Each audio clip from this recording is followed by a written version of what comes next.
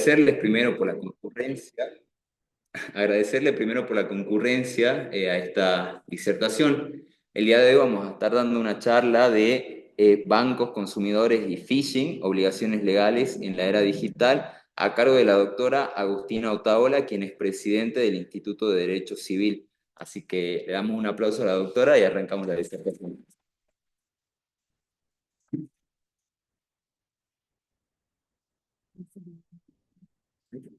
Gracias. Bueno, buenas tardes. Vamos a tratar de que sea lo más amena la charla y que puedan sacarse todas las dudas.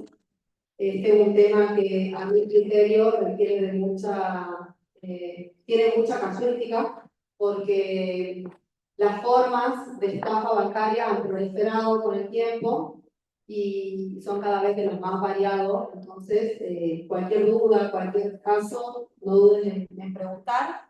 Seguramente al final abrimos a preguntas. Pero bueno, básicamente este es un tema que enmarca en la Ley de Defensa del Consumidor, en una relación de consumo. No cabe duda que la relación entre la entidad bancaria y el cliente es una relación de consumo, no hay duda. Hay algunos autores que dicen que hay algunas relaciones con el banco donde no hay relación de consumo, porque no estarían en las notas típicas de los artículos 1, 2 y 3 de la ley 24240. Yo la verdad no alcanzo a ver en qué casos no hay una relación de consumo cuando un cliente utiliza los servicios de la entidad bancaria. No me lo logro todavía figurar y no he visto casos, si bien en lo personal me ha tocado intervenir en un caso donde la Cámara le negó el carácter de consumidora porque se trataba de una persona que se dedicaba a la compra-venta, o a la venta, mejor dicho, de criptoactivos. La criptomoneda es un mercado no regulado, pero que no está prohibido. No está prohibido vender criptomonedas. El hecho de que no esté regulado no lo convierte en una actividad ilícita. Y en este caso se trataba de una pareja que había vendido criptoactivos y que había cobrado a través del banco, porque es un hecho impuesto. Es decir, hoy una persona que no tiene una cuenta bancaria está fuera del sistema. Es así, no le queda otra. Y bueno, había cobrado la contraprestación de los criptoactivos a través del banco, obviamente de una transferencia, y a continuación hubo una denuncia de estafa sobre esa cuenta, una denuncia que ella desconocía. Es decir, un tercero en otra provincia denunció que había habido una estafa y inmediatamente se ordenó el congelamiento de los fondos y el banco no le brindó nunca información. Intervinieron tres entidades porque ella logra traspasar de un banco a otro, tenía tarjeta en otro banco y bueno, como ella se dedicaba de manera profesional a la venta de criptoactivos, no era cliente. Es como decir que un abogado, cuando cobra sus honorarios a través del banco, no es cliente, porque son honorarios que el abogado cobra en el marco de una profesión o cualquier profesional. Yo la verdad no le encuentro sentido. Yo creo que estamos obligados a cobrar nuestro honorario o cualquier tipo de retribución, de remuneración, de compra, de venta, de lo que sea, a través del banco. Entonces, en esa relación revestimos la calidad de consumidores en relación al banco. Si no nos queda otra que cobrar a través de la entidad financiera. Y esa relación configura una relación de consumo. ¿En qué cambia que sea o no sea una relación de consumo? Entonces, obviamente el marco normativo va a ser la ley 24240 y también el Código Civil y Comercial, que tiene todo un capítulo referido a los contratos de consumo y también a los contratos bancarios, y específicamente el Código Civil y Comercial dice que el contrato celebrado por la entidad financiera y el cliente es un contrato de consumo y me remite a los artículos del contrato de consumo. ¿Sí? Acá tenemos que tener en cuenta la apelación normativa, siempre la ley específica va a prevalecer sobre la ley general. Las normas en general del contrato de consumo del Código Civil Comercial replican lo que tenemos en la ley 2440, no se contraponen. Me va a servir por ahí para integrar un poco el encuadramiento jurídico, pero no me va a cambiar la historia que yo lo encuadre en el Código Civil Comercial o en la ley 2440. Dicho esto, y sentado que en la inmensa generalidad de los casos vamos a estar ante una relación de consumo cuando se establece o se entabla una relación entre una entidad financiera y un cliente, ya sea una persona física o jurídica, vamos a enmarcar la relación en una relación de consumo. Por ahí se me ocurre la obligación que tienen los bancos de tener los fondos del tesoro, el resguardo de los fondos, y por ahí, por ejemplo, Banco Macro tiene cuentas porque la ley lo obliga el Banco Nación o el Banco francés, ¿sí? Que son los fondos de reserva que tienen los bancos. Por ahí se me puede ocurrir que ahí no hay una relación de consumo. Pero en cualquier otro caso, yo hasta ahora no he visto un caso donde a una sociedad anónima, una sociedad de responsabilidad limitada, lo que fuera, se configure un supuesto de phishing y podamos decir que no hay relación de consumo. Dicho esto, nos presentamos ante el supuesto fáctico o de hecho de un ilícito que se perpetúa o se logra consumar por el uso del servicio financiero. Eso es lo que llamamos los ciberdelitos, las ciberestafas o los casos de phishing. Phishing viene de pesca, ¿sí? Del inglés phishing es pescar. ¿Por qué se usa este término? Porque hablamos de un ciberestafador, un ciberdelincuente que utiliza este mecanismo de pescar a través de los datos o pescar datos para ingresar al sistema de home banking, al sistema de correo electrónico de un cliente, de una entidad financiera, y a través de esa pesca de datos logra consumar un hecho ilícito que deriva en un desapoderamiento del cliente, ¿sí? Le saca dinero, le realiza transferencias, o bien toma un préstamo sin el consentimiento de ese cliente. Durante algún tiempo pensábamos que el cliente que voluntariamente había proporcionado el dato al estafador, que había caído, podía tener algo de responsabilidad. Pero lo cierto es que, y sobre todo después del COVID, las formas de ciberestafa han proliferado tanto y se han perfeccionado tanto que hoy cualquier consumidor, incluso un consumidor más allá de la media que está debidamente informado, también cae, ¿sí? Los casos, les vuelvo a decir, de ciberdelitos son cada vez más evolucionados y las entidades financieras no van de la mano de esa evolución. Los deberes de información y de seguridad no van de la mano de la evolución de los ciberdelitos. Es decir, el estafador, el ciberdelincuente está un paso más adelante del banco. Entonces decimos, tenemos que integrar la normativa, obviamente con la Ley de Defensa del Consumidor, el Código Civil Comercial, y acá es muy importante la normativa del Banco Central de la República Argentina, como organismo regulador de las entidades financieras. El Banco Central emite circulares y comunicaciones donde impone al banco algunos deberes de conducta justamente para prevenir este tipo de ilícitos, que culminan, como les digo, en un desapoderamiento del consumidor a raíz de un hecho ilícito, donde se consuma una cierta relación de consumo, valga la redundancia, sin la presencia del consumidor. Se toma un préstamo sin la presencia y sin el consentimiento del consumidor.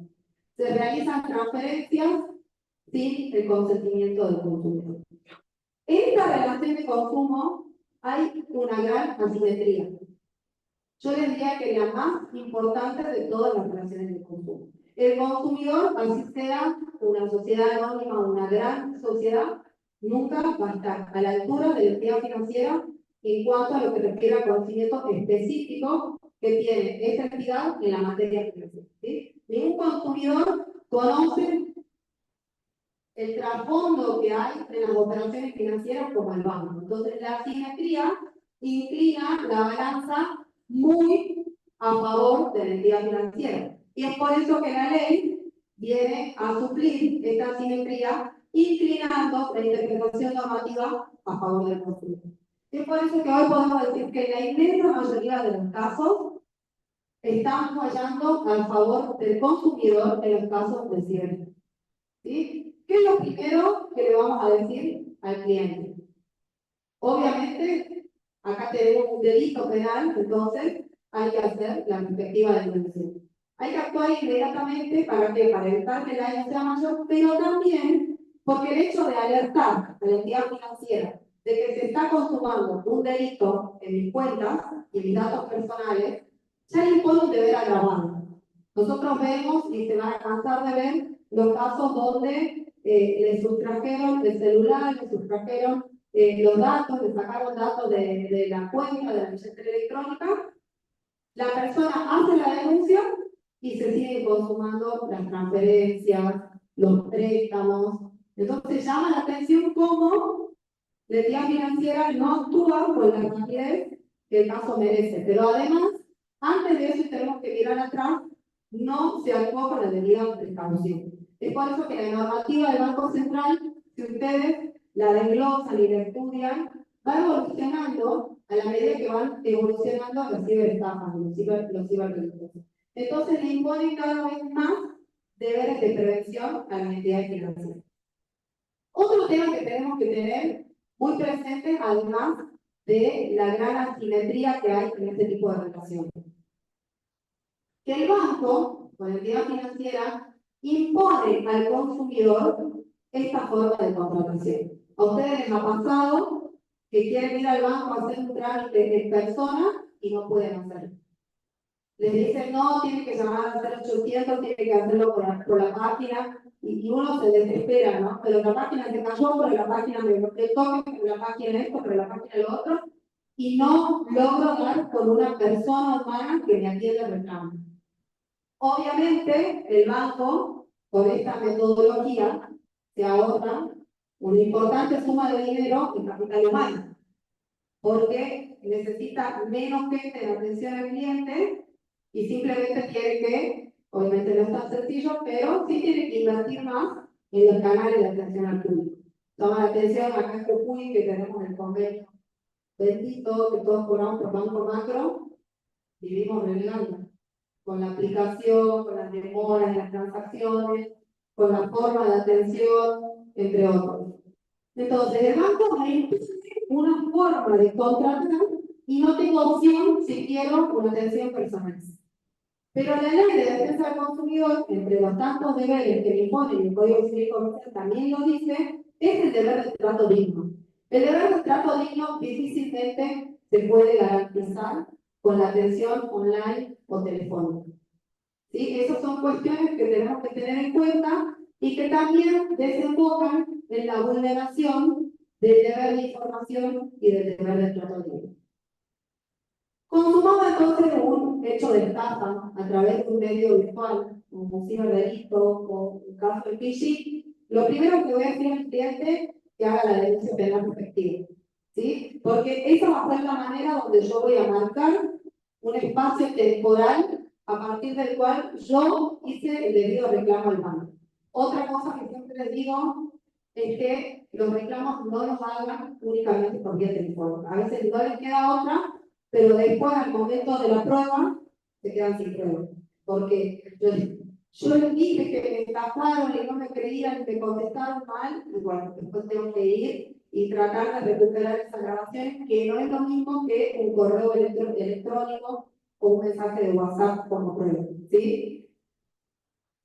Les decía que los casos de ciberestafa son de los más variados y la nota tipificante es la ausencia total de voluntad del consumidor al momento de realizar esa operación, llámese transferencia, préstamo o compra.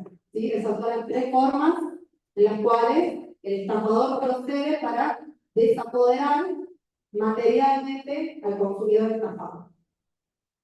Legitimado activo, obviamente para instalar la acción, con ser el consumidor, el hecho de haber proporcionado un banco al estafador, un dato, perdón, al estafador, no significa que el banco pueda eludir su responsabilidad. El banco, o los bancos, cuando empezaron a aparecer los primeros casos de phishing, alegaron el hecho de un tercero por el cual no se puede responder, no se debe responder, y el hecho de la víctima, diciendo, pero la víctima decidió darle estos datos.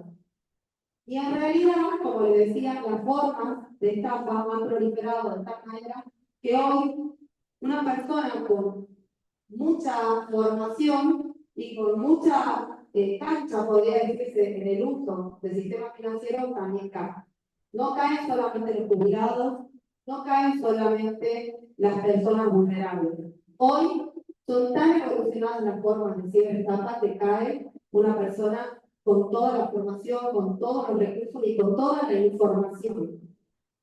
Hoy los casos de ciberestafa llegan al punto tal que una vez que el estafador les pescó el dato, ya sea el correo electrónico, el número de documento, lo que sea, se metió en la vida de la persona.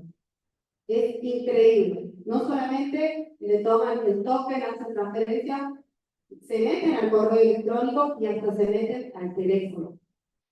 Yo he visto casos donde la persona hace la denuncia vía WhatsApp y después el mismo estafador, desde el mismo teléfono de la víctima, dice, sí, yo autoricé la compra.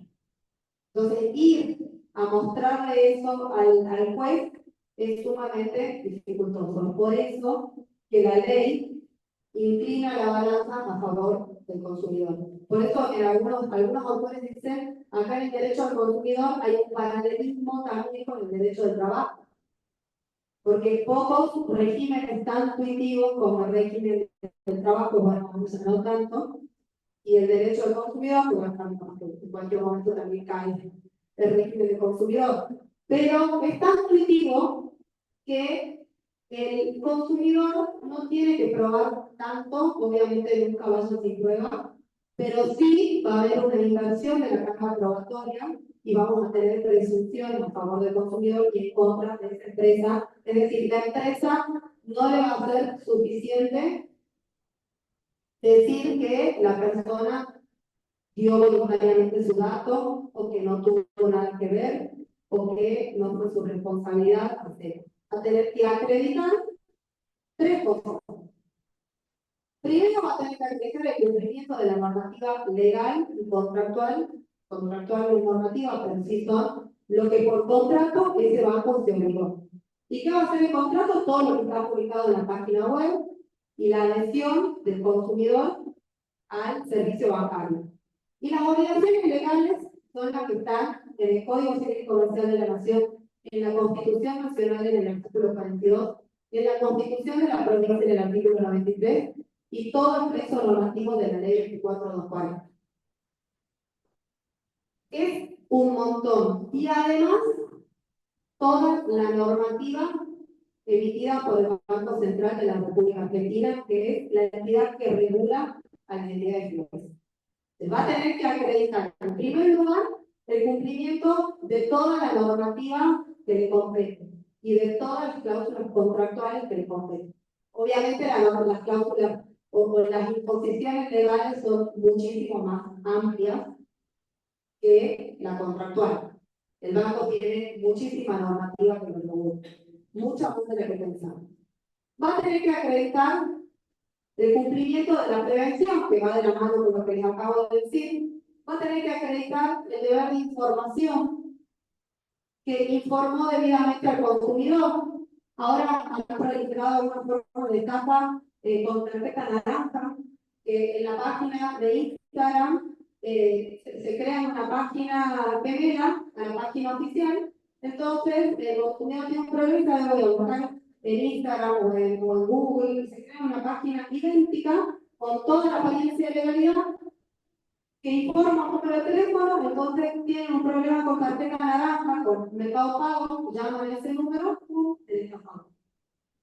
Sí, yo lo voy a ayudar, mi nombre es Joaquín, soy de la empresa Tarjeta Naranja, díganme en qué puedo ayudar, me acaban de estar y ahí, peor. O quise hacer una compra y no me respetaron el 10% de descuento, y lo agarraron. Y le dicen, sí, con todo gusto, lo voy a ayudar, proporciónenme su dato de contacto, vamos a hacer una videollamada. Hacen videollamada y la persona parece realmente un personal de la empresa. No sé si les ha tocado o han conocido este tipo de casos. Y le dice, yo le voy a ir indicando paso a paso todo lo que tiene que hacer para que yo pueda bloquear su cuenta porque ya la han estafado. ¿Sí? Le han logrado consumir 20.000 pesos de la tarjeta. Entonces uno cae, sí, dígame, bueno, ahora apriete el botón, ahora tener un código adentro. Y ya no fueron 20.000 pesos. Fueron préstamos, fueron otras transferencias, fueron compras con tarjeta, y el mal es que no. Obviamente porque hay un estafador del sector. Ahora, ¿qué tiene que hacer Tarjeta Naranja? Advertir por todos los canales de difusión posibles que se está perpetuando esta manera de estafa a los clientes de Tarjeta Naranja. La pregunta es si lo hace. Si lo hace con el alcance con el que tiene que hacerlo para evitar que otros consumidores caigan. Entonces, todo este deber de prevención va de la mano del deber de información. Otras formas comunes de estafa. Entran al home banking, ellos aducen que hay un malware, un software, pero un malware que es como un virus. Entonces yo estoy operando desde mi home banking y me dice el sistema dentro del home banking de mi empresa, de mi banco, el sistema se está actualizando y ingresa su toque de seguridad adentro. Imagínense ustedes, no hay que ser tonto ni confiado para caer. Realmente, la forma de estafa tiene toda la participación. ¿Qué tiene que hacer ahí el banco macro, el banco nación, el banco que sea? Advertir, hacer una campaña de advertencia. No basta con decir, no proporciones tus datos a ninguno, no. Si el banco advierte que a través de su home banking se está realizando este tipo de páginas gemelas, de malware o lo que sea, campaña de información para prevenir. Les vuelvo a preguntar, ¿lo hacen? Muchos de ustedes han venido a escuchar esta charla y no sabían de estos dos tipos de estafa que están muy de moda hoy en día. Uno, entran a una página gemela por medio de las redes y captan el número de teléfono de la empresa, que no es Tarjeta Naranja, todos sabemos que tiene domicilio Córdoba. El número de teléfono de Córdoba. ¿Y yo digo? Sí. Es. Llamo, buenos días, mi nombre es Agustina, ¿en qué puedo servirle? Y bueno, resulta que no. Entonces, deber de información, ya dijimos primero cumplimiento de toda la normativa legal y contractual vigente, deber de información y deber de trato digno, estos dos últimos, los que más vulneran la actividad financiera. Los que más vulneran, grábenselo. Cuando viene un cliente a decir que ha tenido un problema con el banco, al corazón. Esos dos deberes seguro los tienen. ¿Qué le digo? Bueno, mandar un mensaje por WhatsApp o por mail, decirle que está todo lo que me estás contando a mí, que soy tu abogada, decírselo al banco. Uno dice, no, no me va a escuchar. Obvio que no me va a escuchar. No te va a escuchar. Entonces, manda mail. Después vamos a hacer captura de pantalla. Presentó una notita. Una nota escrita, anda al banco, que te la reciban, que le pongan el sello, la vamos a ver con papel higiénico la nota. ¿Sí? Hasta que tengan un verdadero escarmiento. La vamos a ir al escarmiento. ¿Sí?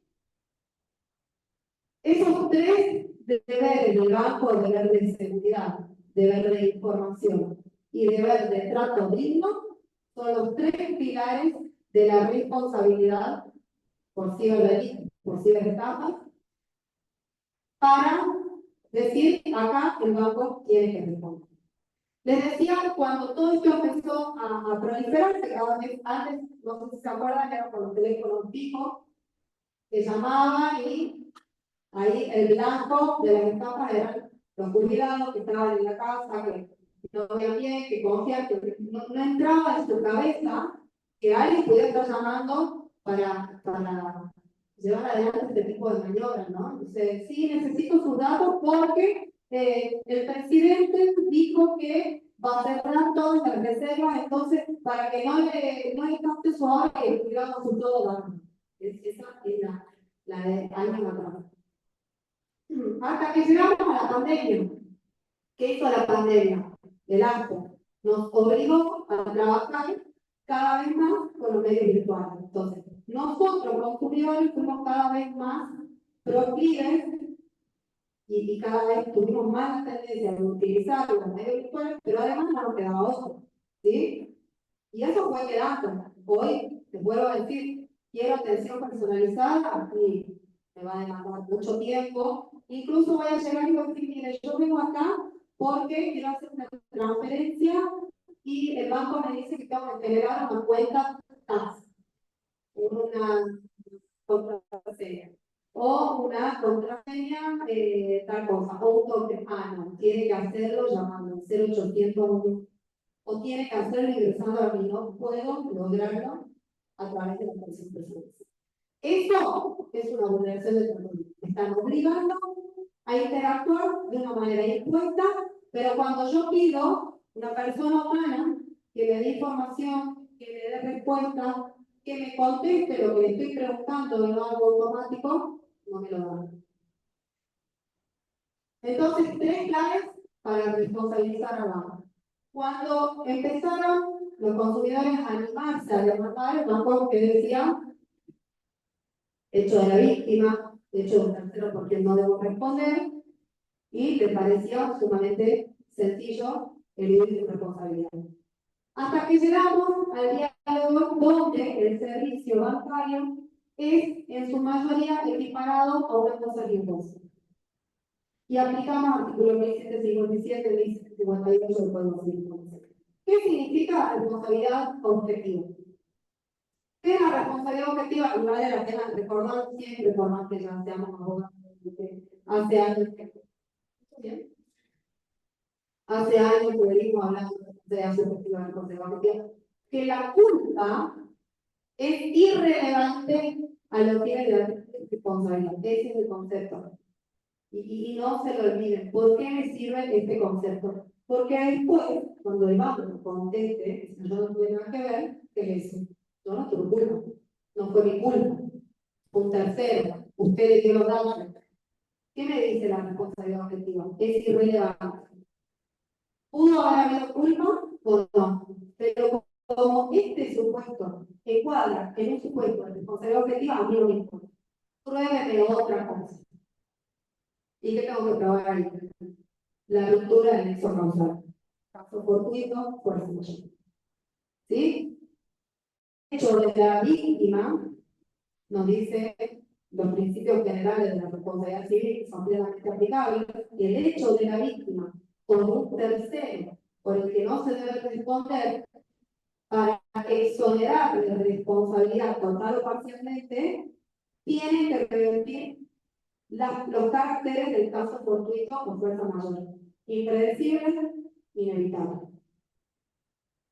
Con la proliferación de hechos delictivos a través de los ciberdelitos, nada de esto es ni impredecible ni inevitable.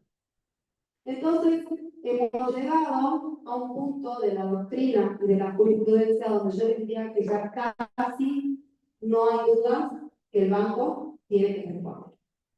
Hay algunos supuestos que se asemejan un poco a los casos de ciberdelitos, pero no lo son, que también les va a tocar, son esos casos donde viene y dice, le tenía que transferir a Gonzalo Salazar con y la segunda con Z, y le transferí a Gonzalo Salazar con las dos con Z. Me la mandé. Ahí hay algo distinto. No hay un tercero estafado. Me la mandé realmente. No tuve yo la prevención, la precaución de chequear bien el destinatario y los datos de la persona que estoy tratando. ¿Se puede recuperar la plata en esos casos? Posiblemente sí, pero ya va por otra vía, ¿sí? Va por el derecho penal. Logrado en un caso, y siempre yo no hago penal y siempre lo aclaro, pero esto constituye una figura de enriquecimiento sin causa. Entonces, puedo ir a hacer la denuncia penal y pedir inmediatamente que se inhabilite esa cuenta para tratar de recuperar la plata, pero depende de un montón de cosas, depende de cuán rápido me muevo, de que la persona que recibe la transferencia no la haya gastado, que la plata esté, etc. Eso ya es de otro costal, ¿sí? Estamos acá analizando los casos de ciberestafa, cuando el consumidor pudo haber proporcionado los datos, pero fue inducido a error, engaño, por los terceros. ¿Y por qué se permitió ese ciberdelito, esa ciberestafa? Porque el sistema de seguridad del banco no era lo suficientemente seguro, valga la redundancia, como para evitar este tipo de operaciones. Y ahí es donde, además de considerarse una cosa riesgosa, el servicio bancario o el sistema de home banking, ahí también vamos a aplicar las reglas de deber de seguridad. Y ahí nos vamos a la Constitución Nacional y a la Constitución Provincial. El proveedor está obligado a brindarle al consumidor un producto seguro, que le garantice la integridad de sus bienes y de su persona. Esto lo dice el artículo 4 de la ley 2440, lo dice el artículo 42 de la Constitución Nacional, lo dice el 93 de la Constitución Provincial. Se vulnera al consumidor, como cuando hablábamos del contrato de transporte, porque el consumidor no llegó sano y salvo, llegó a destino, no llegó sano y salvo. Se vulneró el deber de seguridad. Ese deber es una obligación del resultado, donde no importa que hayas aplicado toda la diligencia, pero no lograste el resultado. Por eso es tan importante el concepto de obligación de seguridad. Y este es un deber de seguridad, obligación de seguridad agravada. ¿Sí? No le garantizaste la indemnidad al consumidor, clarito está. Le robaron, lo estafaron, le sacaron la plata, le hicieron préstamos. No tuviste muchas veces también, el banco tiene un sistema relativamente bueno de seguridad, pero cuando el consumidor hace la denuncia, no tiene un buen sistema de información y de comunicación. Entonces ahí vuelve a fallar el banco cuando se siguen consumando otros desapoderamientos al consumidor. Y esto lo vemos, créanme, hago la denuncia y me dije, yo me quiero morir porque me siguen sacando plata, pero yo la avisé al banco y me siguen haciendo préstamos y me siguen cobrando de la tarjeta de crédito. ¿Sí? Entonces, hay una doble instancia de vulneración de este deber de seguridad y obviamente de prevención. El de prevención, muy de la mano con el deber de información, no informaron debidamente. Si el banco advierte que se están clonando las páginas de home banking o que hay un malware, hacer una campaña masiva, no le toquen ni siquiera si están adentro del home. ¿Sí? Pero sabemos que el home banking sí te pide toque. Entonces, esta es una forma más que, yo diría, evolucionada de ciberseguridad. Llegamos entonces al punto en el que no nos queda casi duda que el banco tiene que responder. Ahora vamos a la segunda parte. ¿Cómo? ¿Cómo le exijo al banco que me responda? Bueno, ahí, no sé quiénes estuvieron en la charla de la semana pasada. ¿Alguien más estuvo? ¿Vino el doctor Sebastián Almeza? Bueno, ahí estuvo bueno porque se hizo en dos módulos, podría decirse. El doctor Almeza habló de toda la parte de la instancia administrativa en defensa del consumidor y yo ya me fui a la parte judicial. Y ahí también los abogados tenemos, que incluso a mí me costó, que me dedico a esto, ¿no? Esclarecer, tenemos algunas confusiones en torno al organismo administrativo del consumidor, porque creemos que me van a resolver algo. Ya no resuelven, ¿no? no porque sea ineficiente, sino porque es un organismo conciliador. El doctor Arreza le dio otra lectura, dijo que es un organismo que hoy por la Constitución Provincial, que está muy bueno, la ley que implementarlo, está autorizado a aplicar el daño directo. La ley dice que para aplicar el daño directo, que es el artículo 40.000, el organismo o la autoridad de aplicación, que sería la defensa del consumidor, tiene que tener facultades jurisdiccionales. ¿Qué significa esto? Tiene que ser casi como un juez. Tiene que garantizar una especie de debido proceso. O sea que si ustedes tienen el daño directo, que es el menoscabo directamente en los bienes del consumidor, es decir, me compré una plancha, se me rompió el daño directo de la plancha. Ahora, si justo era mi noche de casamiento, tenía que planchar mi vestido, a raíz de eso fui con el vestido arrugado, y eso provocó una conmoción terrible, no disfruté mi noche, obviamente no me acabé y todo lo demás, eso está bueno. Les hago este ejemplo sencillo para ver qué es el daño. Entraron a mi cuenta, me pagaron 10.000 pesos, ese es el daño.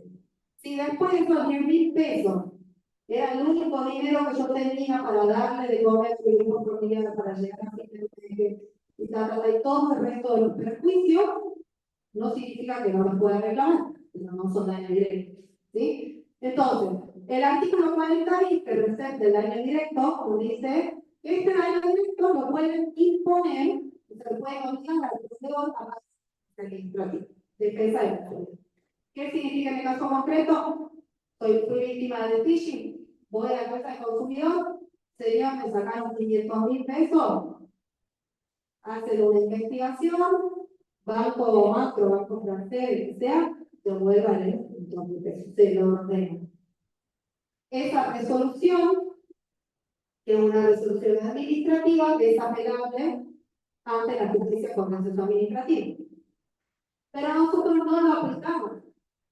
Por más lindo que pueda parecer, que uno dice, bueno, se supone que es fácil, no sé, tampoco, ¿no? Porque el organismo debe estar también saturado, entonces, por más que nos parezca muy práctico que en instancia administrativa yo pueda lograr que me dé el daño directo, que es solo el daño directo. ¿Qué significa esto? Lo digo siempre. Una situación particular afecta al damnificado de mil maneras distintas, a ese damnificado, a ese consumidor. Cancelación de vuelo. No es lo mismo que yo me haya sacado un vuelo a Buenos Aires, ir al turno de la visa, a que yo me haya sacado un vuelo a Buenos Aires porque tiene que hacer una cirugía de peso y cancelar el vuelo. El daño, claramente, no va a ser el mismo, ¿sí? O que yo me haya ido a pasear, o que me haya ido a una reunión de trabajo, ¿sí? No pude ir a la reunión, o que me haya ido a una entrevista de trabajo que era el sueño de mi vida, no lo pude tomar, me afecta de otra manera, y lo mismo acá, con el caso del phishing que sigue estando. El primer caso que yo interpuse se trató de una jubilada, creo que tenía 85 años, su hija le manejaba la cuenta porque ella no podía ir al banco.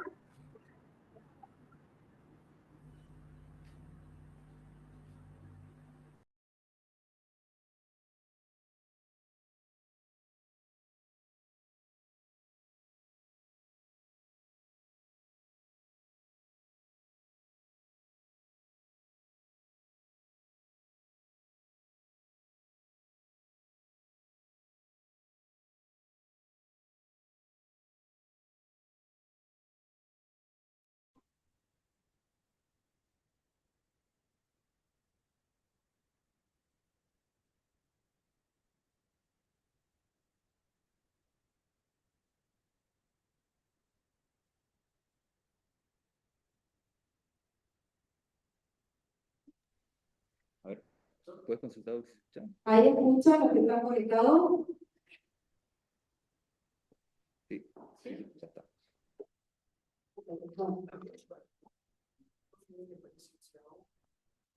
Nada, ¿no? Ya que estamos.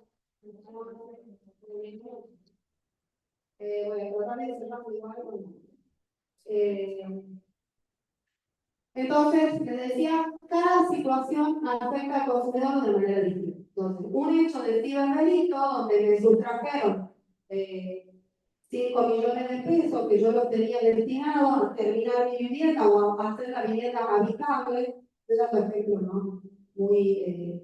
No me va a afectar de la misma manera que yo tengo ahorro de 5 millones de pesos por precaución y que se van a servir. ¿Sí? No es que no pasa nada, pasa, pero no es lo mismo. Entonces, si yo quiero reclamar toda esa diferencia, quiero probar todos los daños adicionales, los daños directos, los intereses, por el tiempo que me privaron, porque yo le dije al banco, en el caso de esta consumidora, de esta mujer, que fue mi primer caso de Sonia, el apellido, se radicó en la Cámara Civil Comercial en la sala cuarta, vocalía 11 creo que era, la consumidora intentó que el banco le resuelva, el banco dijo, nosotros no tenemos dónde que se la guardan. Entonces, la obligó, y esto recuerden que también es parte de la vulneración de deberes patodinos, obliga al consumidor a acudir a la instancia judicial. ¿Por qué? Porque vos sabés que es tu responsabilidad, vos sabés que tenés el deber de restituirle ese dinero. Y también acá va a tener que ver, no es lo mismo una jubilada que le sacaron todo el jubilatorio, que en ese momento era 150.000 pesos, a una empresa, una sociedad anónima que también han tenido sentencias favorables de phishing, que le han sacado 50 millones. ¿Por qué no es lo mismo? Obviamente por todo lo que implica a esa persona, pero también porque al banco no le dice nada de devolver 150.000 pesos y no lo devuelve. Y la obliga a la consumidora a buscar abogados para cubrir esa situación.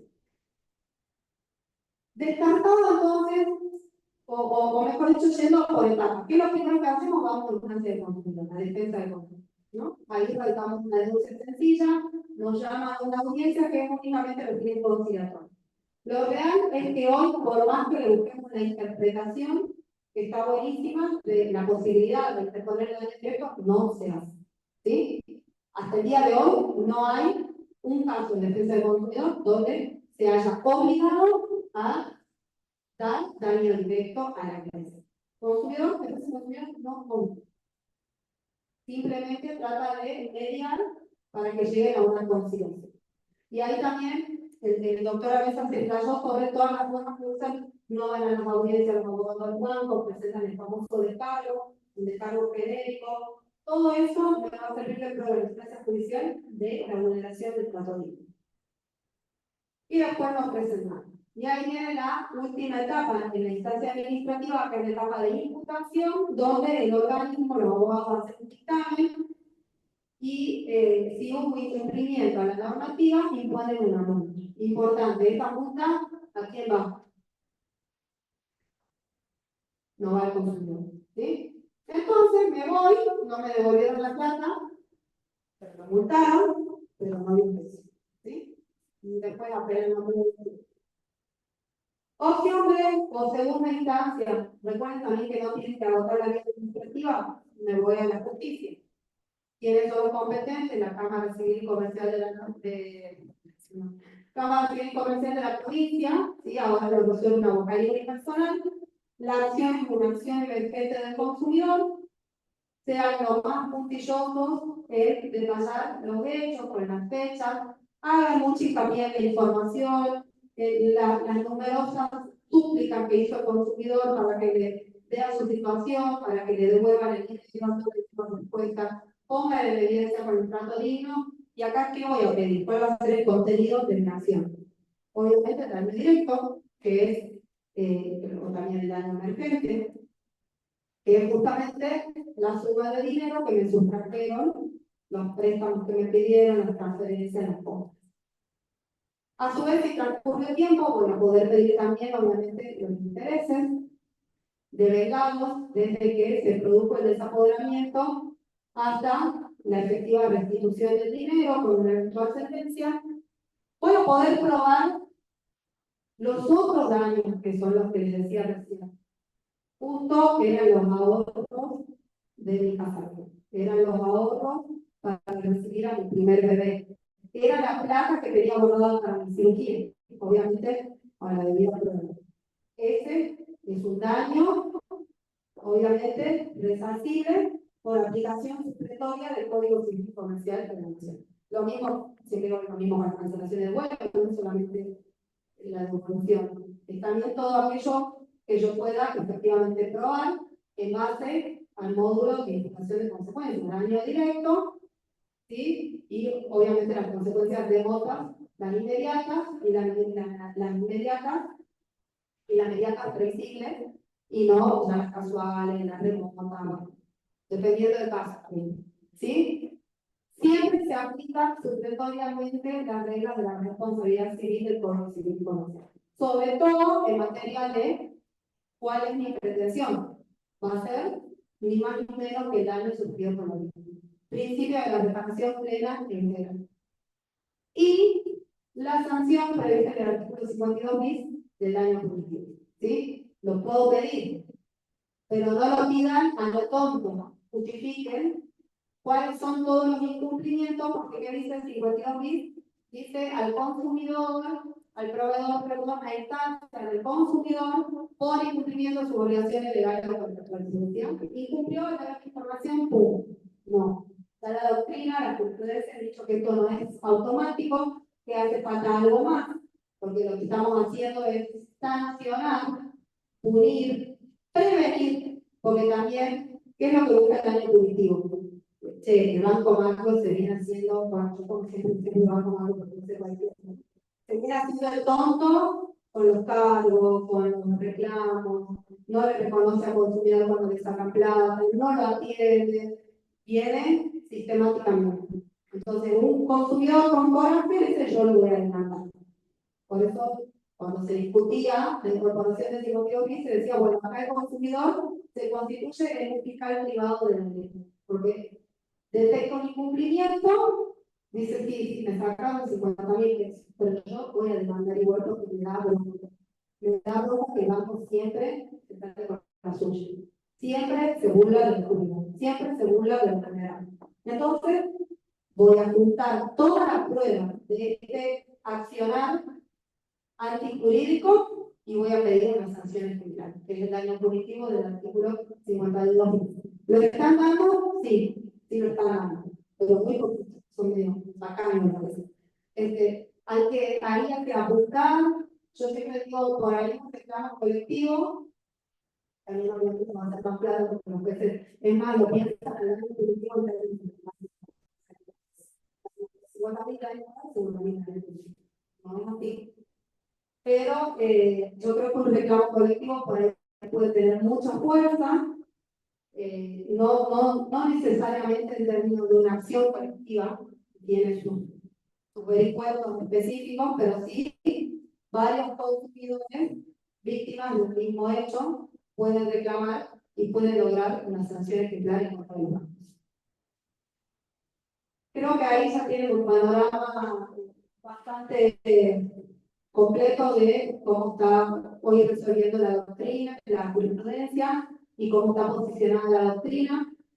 Sepan diferenciar los casos que les decía, donde me confundí y le transferí a un tercero, que puede ir por una figura penal y rogarle a Dios que ese tercero no haya sacado el dinero y poder recuperarlo a través de un oficio, y distinto a los casos de ciberestafa. ¿Alguna duda? ¿Alguna consulta? Yo me quiero hacer una pregunta. Y a veces pasa, cuando uno recibe una transferencia, el macro, por ejemplo, nunca te dice quién te envió la transferencia. Y viene una persona X y dice: mira, se comunican, no sé, por redes sociales, y dice: mira, mi novio, mi hermana, mi mamá se equivocó y te transfirió, ¿me podrías transferir? Entonces, uno es lo que tiene que recomendar: que hagan la transferencia o que se comuniquen al banco para ver, digamos, de dónde vino ese perro, porque también puede ser que uno quede perjudicado, ¿no sé?, con una cadena de...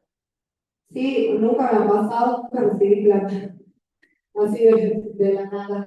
Siempre estuve del otro lado, no, me confundí de Salazar, me confundí de Pérez con Z con este. Y luego, ¿qué hace? Busca en el Facebook.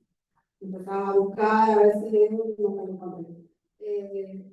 Pero yo creo que como mercado está bueno porque obviamente el que puede generar un proceso penal,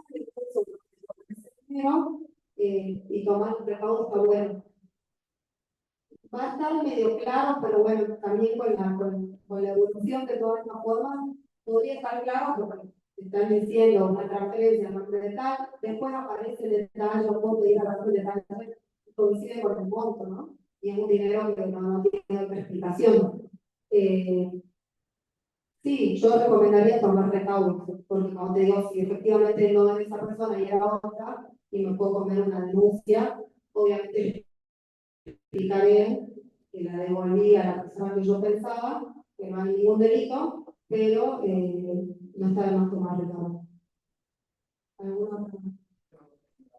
Respecto al daño cognitivo, usted mencionó que bueno, el tribunal está medio reacio a buscarlo. ¿Cuál sería la forma ideal para solicitarlo, para cuantificarlo? No está reacio a concederlo, pero sí a cuantificarlo. O sea, lo dan un poquito, ¿sí? Para mí, yo siempre digo, a mi criterio, y acá la doctrina dice, bueno, tiene que haber una conducta rayana al dolo. Y el artículo 8 bis de la ley 2440, que habla del deber de trato digno, dice que el incumplimiento de este deber podrá ser pasible al proveedor, lo que dice, de la multa del 52 bis. No importa la palabra, pero que manda directo al 52 bis. ¿Qué significa esto? El trato digno, o el trato indigno, mejor dicho, es un claro ejemplo de procedencia. Entonces, todo lo que yo pueda demostrar, no me trataron con decoro, con respeto, con debida, no me dieron la debida información, yo ahí lo que haría es como una cápite, o lo que trato de hacer siempre es una cápite enumerando los incumplimientos y haciendo mucho hincapié en el seguro del trato digno por esto, por lo otro, no le contestaron. Entonces, como todo lo que me permita a mí encuadrar esa conducta en una figura, o más que una figura, sino una voluntad rayada con el dolo. Otro habla de la culpa lucrativa, también de cajón, ni siquiera culpa lucrativa, cuando el banco decide ganar en vez de cumplir, porque le resulta más económico. Las famosas microlesiones a la fiscal. Ay, el banco me está cobrando 1000 pesos del seguro REX, nada. No sé qué, y bueno, son 1000 pesos, no pasa nada, microlesión. Pero así como yo, hay millones de consumidores más.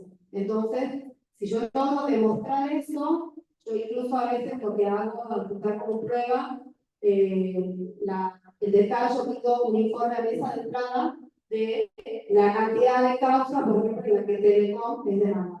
El señor juez tiene 30 demandas por mes, algo que está haciendo bien. Por otro ejemplo, ¿no? O Banco Macro, o lo que fuera. Busco justicia, porque es ya venir perpetrando este tipo de conducta y no la corregir. Te viene pasando esto y no te importa. Ese es el menosprecio hacia la futuro. En cuanto a la cuantificación, yo digo siempre hacer hincapié en una doctrina que se llama Big Pockets, que es el derecho estadounidense, que se llama, la traducción es bolsillo profundo. Significa que cuanto más profundo es el bolsillo del dañador, más profunda, por así decirlo, tiene que ser la sanción a la multa. ¿No? Y hay una fórmula que es mi Goyen Tenta, que honestamente no la uso, yo soy antifórmula, pero hay una fórmula que está para la cuantificación de daño cognitivo. Conozco casos que la han usado, que se han tomado los abogados de hacerla y les dan resultados. Son fórmulas que dan elevadas.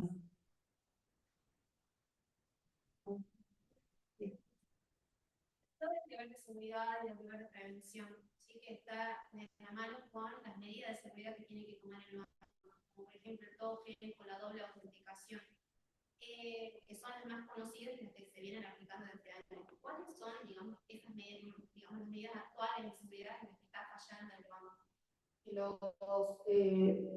Hay muchas fallas en los movimientos inusuales.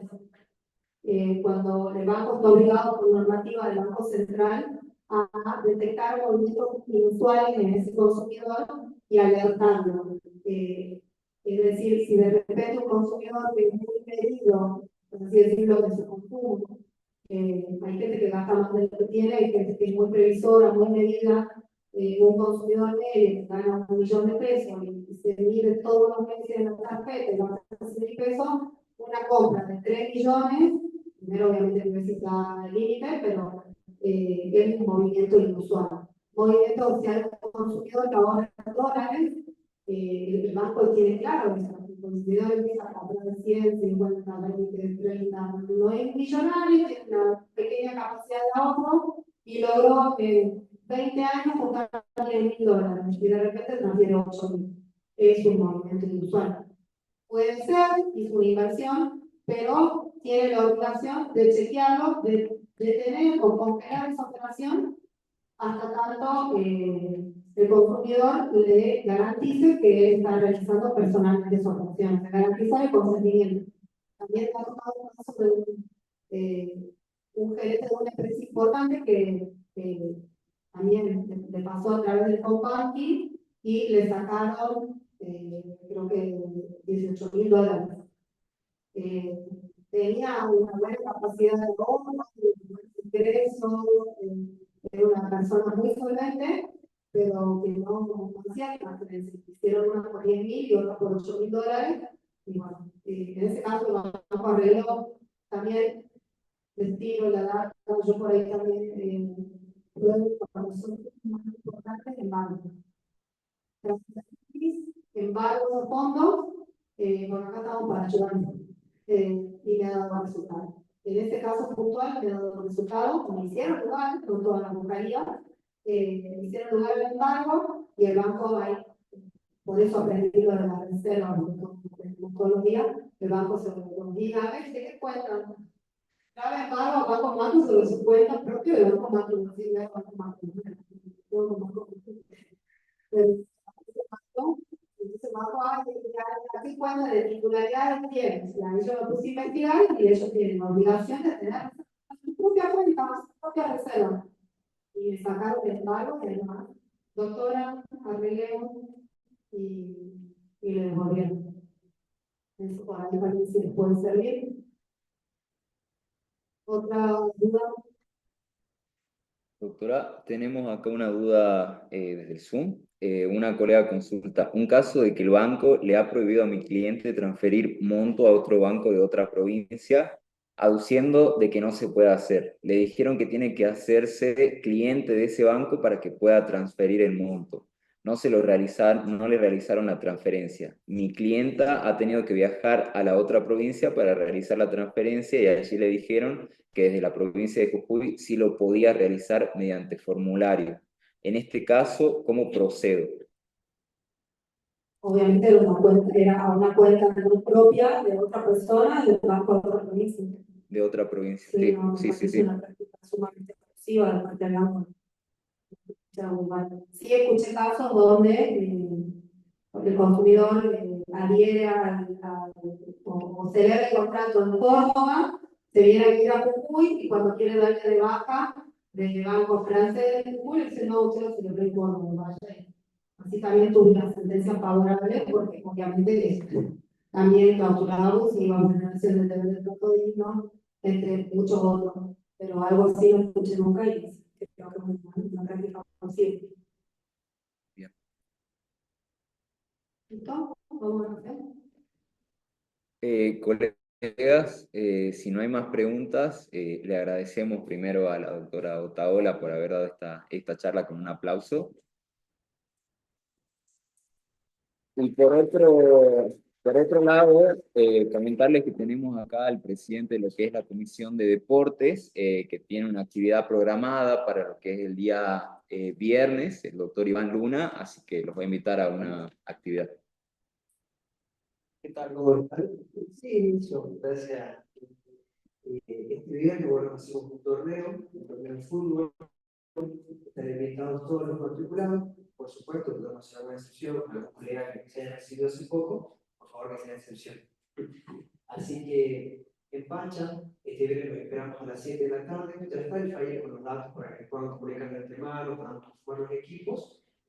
Costo por jugador es 8.000 pesos y hay premios para primero, segundo y tercero, y también, aparte de los 8.000, hay hamburguesa Así que los esperamos, están todos invitados, muchas gracias. Colegas, bueno, les agradecemos por la presencia. Ahí tenemos el coffee break, pero antes le pido si nos podemos sacar una foto con la doctora y ya vamos a merendar y, bueno, después cada uno hace. Si nos podemos acercar, por favor, acá. Él está agradeciendo por Zoom. Muy agradecido por usted.